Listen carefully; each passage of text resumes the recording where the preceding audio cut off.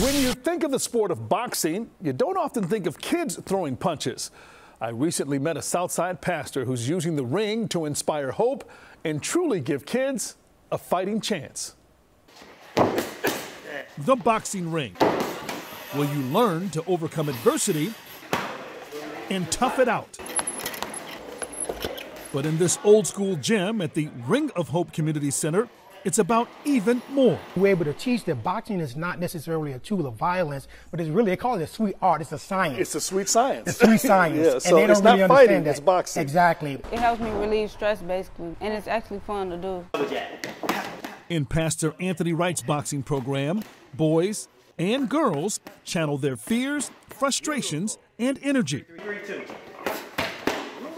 I like the energy when we fighting, like, not really like fighting, but like it really helped me get anger out. A lot of people have struggles, and sometimes letting out anger the wrong way, it can't be undone. We try our best to give them coping skills while they're here in terms of anger management, communication skills, conflict resolution skills.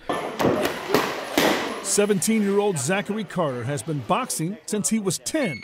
He says it teaches him about life. How to have discipline, how to show respect towards your opponent, also to never quit. When you're in the ring, it's you and your opponent, but it's also you versus yourself every minute of every second. Zach learned that from his coach, who's also his dad. I wouldn't want nobody else in my corner. It's a blessing. It's definitely a blessing, you know. My dad is my biggest inspiration. He motivates me each and every day. And we all know, you know, life can knock you down, but you got to get back up. I mean, that's boxing. Nice. That's one thing boxing will teach you is how to grind, how to push yourself through a struggle. And now, Pastor Wright is taking his mission beyond boxing to this building on the far south side. This used to be a dentist's office. That's why the rooms are kind of already in place. We've already started taking out some of the molded drywall. He's transforming it into a mental health wellness center to meet a growing need. You can see this taking shape even though it's not physically here yet. Oh, yes. Your vision is here. It's a vision, yes. Yeah, I mean, it's a vision.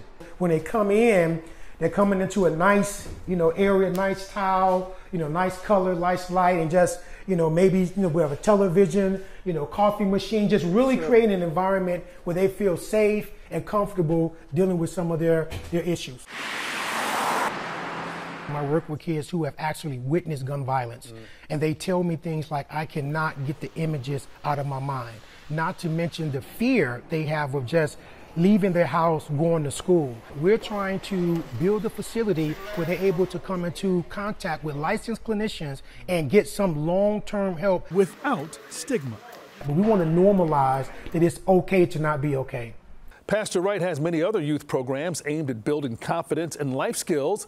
There's a double dutch team, a media lab where kids can express themselves, and even a t-shirt printing project with local police officers as some of the customers.